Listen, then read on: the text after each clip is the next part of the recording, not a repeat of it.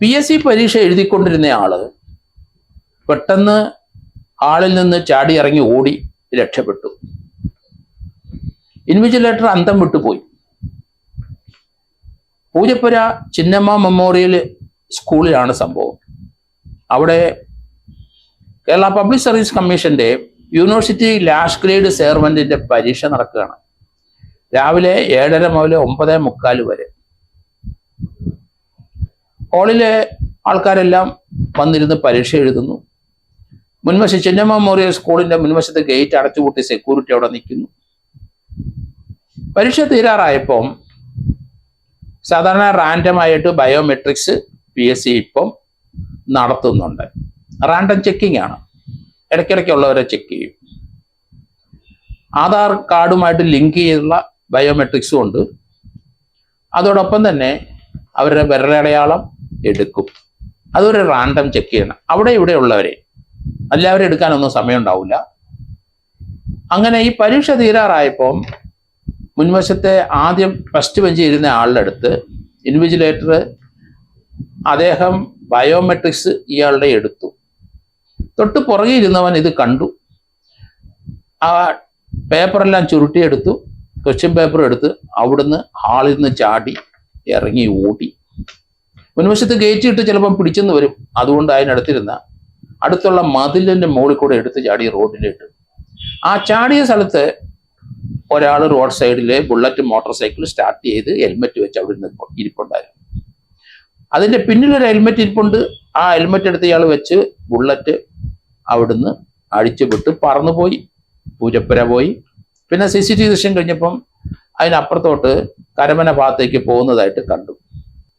അപ്പൊ നമുക്ക് ഇപ്പോഴത്തെ അപകർഷകർ കൂടുതലായതുകൊണ്ട് അതിന് ഒരു പ്രിലിമിനറി പരീക്ഷയുണ്ട്. ആ പരീക്ഷയിൽ 55.44% മാർക്ക് സ്കോർ ചെയ്തവരാണ് ഫൈനലിലേക്ക് വരുന്നത്. ആ മെയിൻ പരീക്ഷയിൽ അവര് ഇത്രയും മാർക്ക് സ്കോർ ചെയ്തവർ മിക്കവാറും അത്രയും കഴിവുള്ളവരാണ്. അവർക്ക് മെയിൻ പരീക്ഷ പാസ്സാകാൻ വലിയ ബുദ്ധിമുട്ടില്ല. അപ്പൊ മെയിൻ പരീക്ഷയിൽ വന്നിരുന്ന് അവിടെ ആൾമാറാട്ടം നടത്തി ഒരാൾ പരീക്ഷ എഴുതി എന്ന് പറഞ്ഞാൽ അത് തന്നെ പ്രിലിമിനറിയിലും നടത്തിയിട്ടുണ്ടാവണം. അതുകൊണ്ടാണ് ആൾമാറാട്ടത്തിന് പ്രിലിമിനറി ഇത്ര മാർക്ക് സ്കോർ ചെയ്ത ആള് ആൾമാറാട്ടം നടത്തിയ ആള് വീണ്ടും ഫൈനൽ പരീക്ഷയ്ക്ക് വന്നതെന്ന് പോലീസ് സംശയിക്കേണ്ടിയിരിക്കുന്നു. അല്ല, ആളെ ഇപ്പം മനസ്സിലായി. അത് എന്തിനു നടത്തി എന്നുള്ള ഏകദേശം ഒരു ധാരണയായിട്ടുണ്ട്. മറ്റേ ആൾക്ക് വേണ്ടി തന്നെ പ്രിലിമിനറിയും മെയിനും ഒക്കെ ഇയാൾ തന്നെ എഴുതി. ബയോമെട്രിക്സ് വന്നു കഴിഞ്ഞാൽ സാധാരണഗതിയിലെ പരീക്ഷാ ഹാളിലെ അവരുടെ ഐഡന്റിഫിക്കേഷൻ, അവരുടെ കാർഡും അവരുടെ മുഖവും ഇരിക്കുന്ന ആളൊക്കെ നോക്കും. ഇവിടെ ഐഡന്റിഫിക്കേഷൻ ആണ്. ആധാർ കാർഡിനകത്ത് നേരത്തെ താടിയില്ലാത്ത ഒരാളായിരുന്നത്. ഇപ്പൊ സ്വല്പം താടിയുണ്ട്. ഇപ്പോഴത്തെ കുട്ടികളെല്ലാം ഫാഷൻ വെച്ച് താടിയും മുടിയും നീട്ടുമല്ലോ.